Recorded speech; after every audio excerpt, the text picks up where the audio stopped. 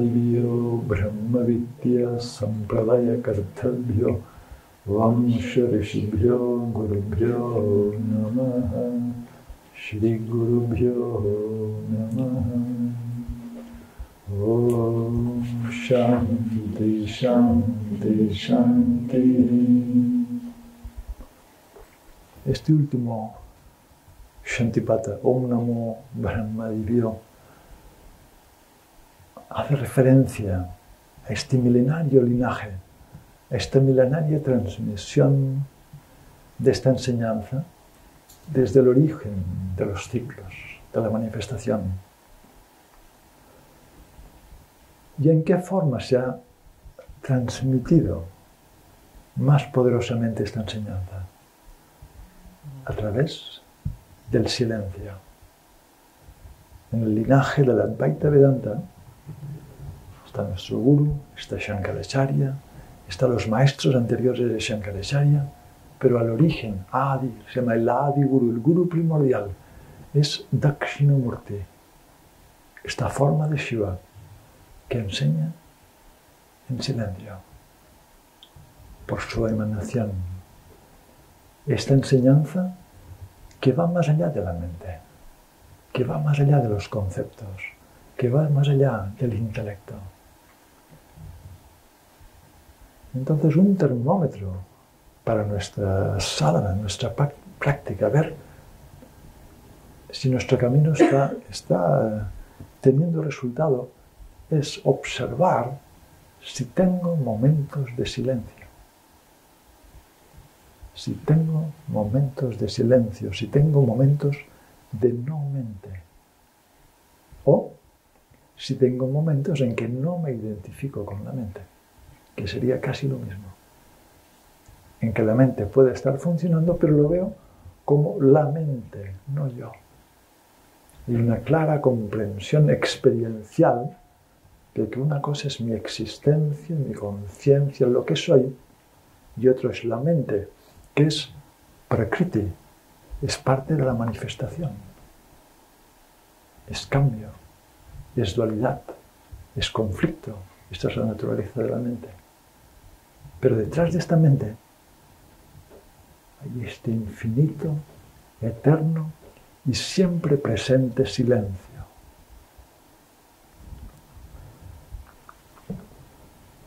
Y leemos un poema de Premananda Kumar acerca del silencio. Yo lo estaba releyendo y tiene una gran belleza. Dice así: el habla necesita compañía. El silencio necesita soledad. Cuánta importancia que le damos a la compañía. Estar acompañados siempre. Para comer, para caminar, para dormir, para todo queremos compañía. El silencio se da en estos espacios en que no estoy en relación con nada ni con nadie. Estoy en mí mismo. En mí mismo. Y cuando digo mí mismo, este mí en mayúsculas.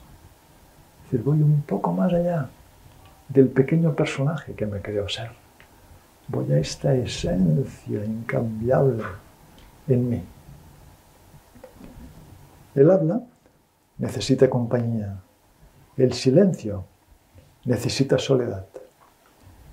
El habla quiere conquistar o convencer a los demás. El silencio quiere conquistarte a ti mismo. No es fácil para una mente no entrenada, no preparada, estar en silencio. ¿Sí o no? La mente es extrovertida, los sentidos son extrovertidos, es parte del juego. Así fueron creados, con este propósito. Van hacia afuera, Bahir Mukha, buscan experiencias. Van detrás del mundo, van mendigando por experiencia tras experiencia. ¿Esperando qué? Que algo me haga feliz. estos antiguos rishis, estos antiguos sabios, observaban y ya en las Upanishads nos dicen, nada que sea finito te va a colmar. La plenitud está solo en lo infinito. En cualquier experiencia finita, gozarás, disfrutarás un momento, un tiempo, pero se termina.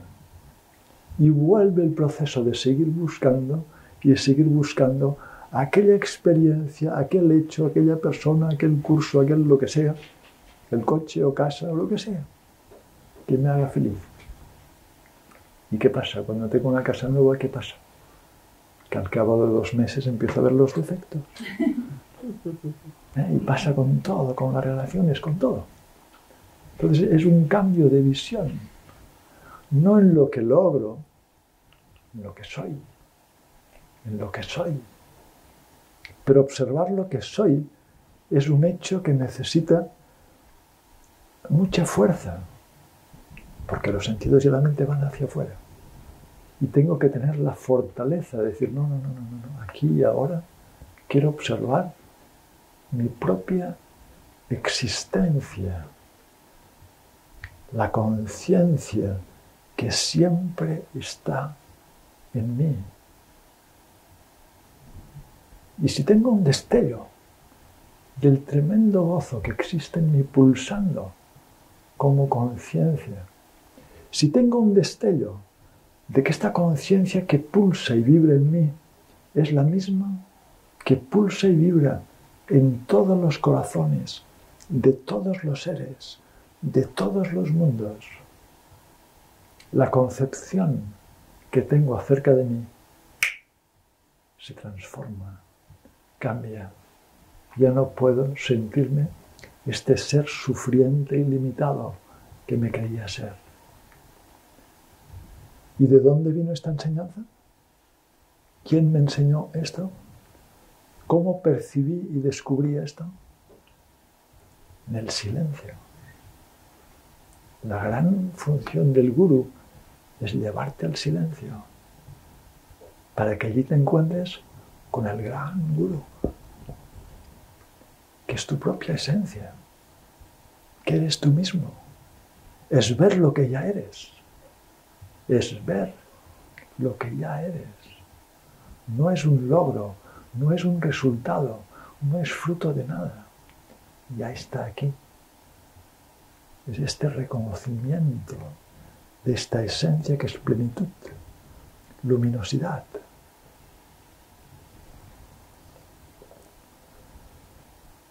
El habla quiere convencer o conquistar a los demás. El silencio quiere conquistarse a sí mismo. El silencio requiere de conquistar en cierta manera esta mente que no para de moverse, de dar vueltas, de buscar fuera. El habla crea amigos y enemigos. El silencio es amigo de todos. El habla necesita o espera el respeto. El silencio ya tiene este respeto. El habla está relacionada con la tierra. El silencio es trascendente. El habla educa. El silencio exalta. El habla tiene limitaciones. El silencio es ilimitado. El habla tiene limitaciones. Cualquier enseñanza verbal o conceptual siempre será limitada. Toda enseñanza verbal o escrita es una flecha que nos lleva al auténtico conocimiento, al auténtico reconocimiento que tiene lugar en este hridaya, en este corazón, en mí mismo, en el que yo soy el laboratorio. Y aquí está. Aquí está. El camino no es estudiar, saber, bla, bla, bla, hacer posturas, saber cantar, tocar el armonium. Esto no es nada. Esto no es nada, no tiene nada que ver. con lo real del camino, que es tener esta apertura para ser capaz de llegar a este espacio de absoluto silencio. ¿Cuál es el espacio de absoluto silencio? Cuando el personaje no está. ¿Qué os acompaña siempre? Una idea curiosa de un personaje, ¿sí o no? ¿Es el mismo de hace un año? No. ¿Es el mismo de anteayer? No. Es un fantasma, no se aguanta por ningún lado, es una construcción mental. Observar más allá de esta construcción. ¿Qué hay constante en vuestro personaje? Aparte de las asociaciones que le hacéis, hoy estoy triste, mañana estoy alegre, un día soy rico, un día soy pobre, un día sé mucho, un día me pienso que no sé nada. Todo personaje es cambiante, incongruente. Pero hay siempre una cosa que existe siempre, que es como el eje. Yo. ¿O no? ¿O es que el yo de cuando teníais 3 años es distinto de vuestro yo ahora? No sé vosotros, yo tengo 63 y mi yo no ha cambiado. Es el mismo aham. Y los sabios nos dicen, observa este aham. Observa este yo que está siempre contigo. No podemos tener ningún pensamiento sin el yo que lo acompaña. Está casado con todos los pensamientos. Yo sé, yo siento, yo sufro, yo quiero, yo deseo, yo quiero evitar. Yo. ¿Sí o no? Bien. Entonces, el ejercicio es, intento buscar este aham, este yo. Y luego intento que no se relacione con nada. No le pongamos nada encima. Ni soy hombre, ni soy mujer, ni soy catalán, ni soy de Estados Unidos, ni soy inteligente, ni tengo complejos, ni todas las cosas que sabéis que los dios, que la mente se agarra. Suelto todo esto. Me desnudo absolutamente de todo. Y permanezco en este aham. Permanezco en este aham. ¿Qué decía el gran maestro Ramana Maharshi?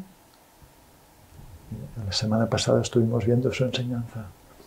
Si puedes sostener tu atención plenamente al origen de este aham, solamente hacer esto, mantener la mente allí, una y otra vez, y la mente se escapará, y de nuevo la llevas allí, y se escapará, y de nuevo la llevas allí, hasta que poco a poco se va acostumbrando, es capaz de permanecer más tiempo, de no buscar, de estar en este espacio, en esta contemplación. Allí, por sí mismo, se revela el origen de este yo. ¿Cuál es el origen de este yo? El personaje no. Es el gran aham, el gran yo, el yo que sostiene todos los cosmos, todos los universos, el yo de todos los seres. Este aham en Satyananda no es distinto del aham en Yogeshwari, del aham, no sé cuál es tu nombre, pero el aham en ti, y en ti, y en ti, y en todos. Somos uno en esta esencia. Pero esta luminosidad, esta unicidad, cuando pasa a través de la mente y el intelecto y las impresiones, da la ilusión de un personaje separado, distinto. Tú eres tú y yo soy yo. Cuidado, ¿eh? No pases de tu límite, ¿eh? Siendo el mismo. Entonces esta indagación es ir al origen del propio aham, al origen de lo más esencial en mí, de lo real en mí. Real. La palabra real está bien contemplar en ella. A veces leemos Vedanta y leemos el mundo es irreal y nos asustamos. El Vedanta me asusta porque dice que el mundo es irreal. me voy al Tantra. Esto le pasa a bastantes. ¿Qué significa metafísicamente que el mundo es irreal? ¿O que esta personalidad es irreal? En la metafísica hindú, lo real es aquello que existe siempre. Siempre. Anterior al tiempo. El tiempo es irreal. El tiempo pertenece a un estado de conciencia. ¿Hay tiempo en sueño profundo? ¿Tenéis noción de tiempo en sueño profundo? No. Cuando hay mente hay tiempo. Cuando no hay mente no hay tiempo. Entonces, cuando decimos que esta esencia es real, es que es siempre existente. Y en esta existencia pura aparecen cuerpos, seres, personas que bailan, disfrutan, sufren, aparecen, desaparecen. Seres, mundos, galaxias. Y es un baile. Y esto es la manifestación. Un baile. Extraño, sí. Curioso también. Que cuando estás con un yo no lo terminas de entender. Claro, porque no tienes la visión correcta. Pero cuando vas al origen, toda idea de sufrimiento cesa. Toda idea de conflicto cesa. Porque para que haya conflicto tiene que haber dos. Y en este aham, ¿cuántos hay? Uno. Mi conciencia es la conciencia de todo. Y aquí en esta comprensión, descanso en esta experiencia, descanso. ¿Y quién da este conocimiento? El silencio. En mayúsculas. El desaparecer en el silencio. Mi personaje desaparece en la experiencia silenciosa, en el fuego del silencio que me transmuta, como un proceso alquímico. Y luego, sabiendo quién soy, vuelvo a la asociación con cuerpo, mente, intelecto y bailo en este mundo mi rol, el rol que toque, cada uno el suyo. No lo podemos intercambiar, pero sé quién soy. Y esta es la diferencia del sabio, del jnani, el Jivanmukta, del que no sabe quién es. El Jivanmukta sabe que él está siempre completo, ocurra lo que ocurra, a él, a su cuerpo, a su mundo o alrededor suyo. Actuará adecuadamente, pero sabe siempre quién es. El que se crea un cuerpo es algo muy vulnerable crearse un cuerpo, porque el cuerpo se puede caer por la escalera o a la salida, esperemos que nadie se caiga. O si me identifico con la mente, ¿cómo son las mentes? A veces son sufrientes, son obsesivas, son depresivas. Qué pesadas son las mentes. Y si nos hacemos yo soy esta mente, es sufrimiento garantizado, ¿o no? Entonces, démonos cuenta, es indispensable saber quién soy para estar feliz, para estar en mi estado natural, para ser un ser humano completo. Estábamos leyendo un poema.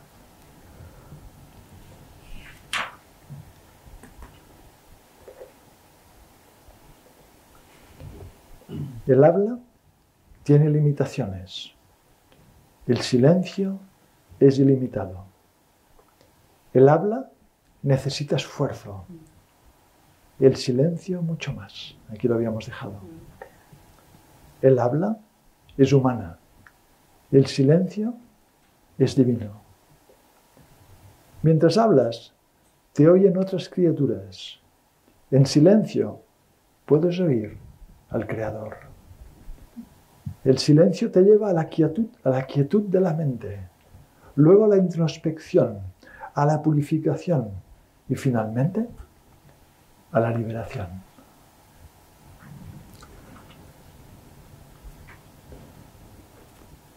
Todos los caminos, todas las prácticas, cantar Om Namah Shivaya como cantábamos al principio y luego Shivaya Nama Om, que es lo mismo, cambiando el orden, es para llegar al silencio, para calmar la mente,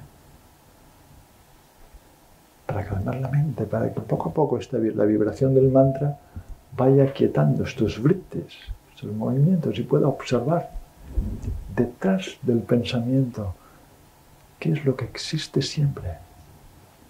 ¿Qué es lo que existe siempre en mí? Cuando la mente está en silencio, cuando la mente está en movimiento, ¿qué es lo constante en mí? Esta es la observación.